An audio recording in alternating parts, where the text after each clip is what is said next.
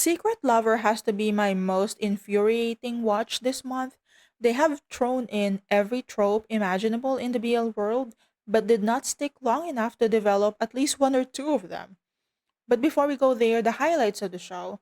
The best friends to lovers trope is just a trove of drama and conflict because the struggle of turning a friendship into something romantic is just chef's kiss, especially when one of them had been pining for years. I want them suffering for at least a few episodes, half the show, if needs must. We definitely have to acknowledge Han Tuo and Junsi's amazing chemistry. Whether or not they're dating in real life is not for us to discuss, but the on screen magic is just undeniable. Their easy dynamic make them more fun to watch, even if there are quite a few instances that makes me want to murder someone most of the time, Han Tuo with all of his stupidity. I also appreciate that all the women in the show are lovable. Most of the time, these shows villainize the women for the sake of the plot. They are definitely there to stir up momentary drama, but they're so charming and supportive, and that makes them so refreshing.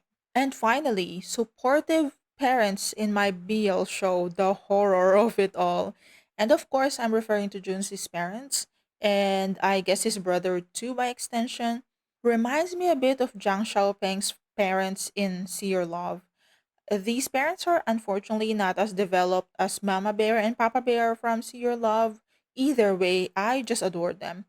So, to the most frustrating part of the show, I will be the first to admit how much I love toxic and problematic characters. One of my favorite series is History 4, and it have to be one of the most problematic narrative ever. That being said, I have the same issue with Fu Yongjae as I do with Hantuo. Not exactly with him being a walking red flag, but the narrative is trying to make me feel sorry for him. Let your story speak for itself. I can draw my own conclusion from his background and his family life. Stop telling me how to feel about your characters. All it does is irritate me.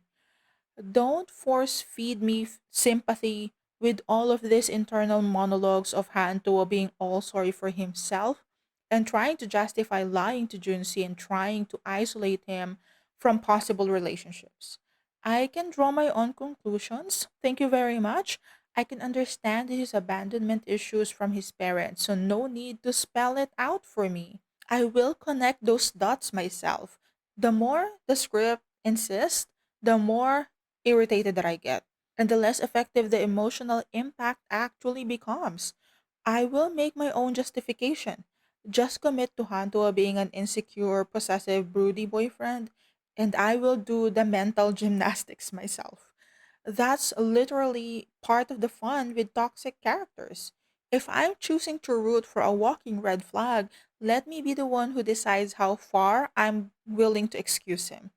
Let the mess play out naturally and trust the audience to follow the crumbs because there's enough flashbacks in the show for us to do so.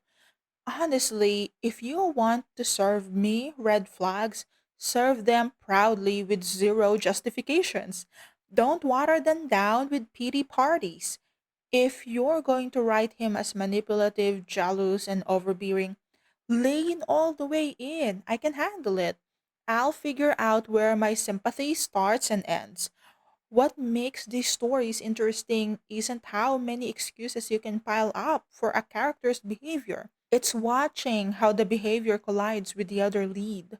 Watching Junsi trying to deal with Hanto's frustrating attitude and toxic tendencies and try to love him still. It could have been so much more compelling if the show had trusted us to feel the tension instead of holding our hands through the whole thing. I have the same issue with History 4 and my stand in trying to justify and humanize problematic behaviors and toxic tendencies. If you've already laid the groundwork with solid character arcs and actual development, it doesn't matter how vile or unhinged your main character is. If they're compelling, people will feel for them. We'll see the cracks in their armor, the trauma in their background, the moments where they falter. We don't need to hear this internal pity party inside their head. And I'm not saying that Hantuo is as bad as Ming or Fuyungjae, but just saying that the writer used the same narrative style, which is telling us why Hantuo has these massive abandonment issues. I know why. You already showed it to me. The internal monologuing is just killing the tension. I don't want to be lectured into sympathy. I want to feel it through the mess unfolding on the screen. That's what make a toxic lead so compelling. When the show trusts the audience enough to wrestle with their contradictions without holding our hand. Why do you think people love Hwayong so much? Because he's unapologetically evil. Yeah, sure, we know his background, but he's not exactly pitiful abused character. He's written as someone vengeful, who very much hurts the people who hurt him and does not regret it, which just makes him so magnetic. This just brings us to another great example of a character who is very much problematic and toxic, but still has a lot of us rooting for him.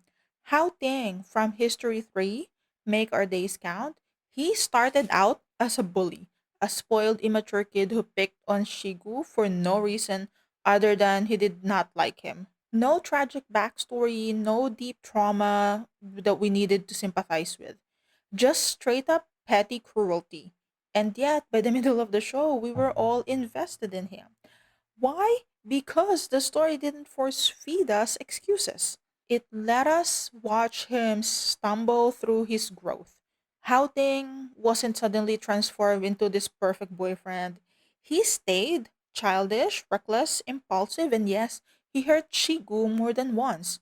But the writing showed us how he was trying, fumbling his way into being better, and that vulnerability made him compelling. He had to earn his progress, and we saw every awkward, frustrating, funny, and heartbreaking step along the way. And by the end of the show, we are all crying our eyes out for him. That's why he worked. Not because the writers tried to make us pity him, but because they let us see him struggle toward growth. And honestly, that's all I ask for with characters like Hanto. Commit to the flaws, show us the messy journey, and let the audience decide how much grace we want to extend. Anyways, I think that's enough yapping for me. Don't forget to check my other BL reviews. Drink your water, stay hydrated. Bye bye.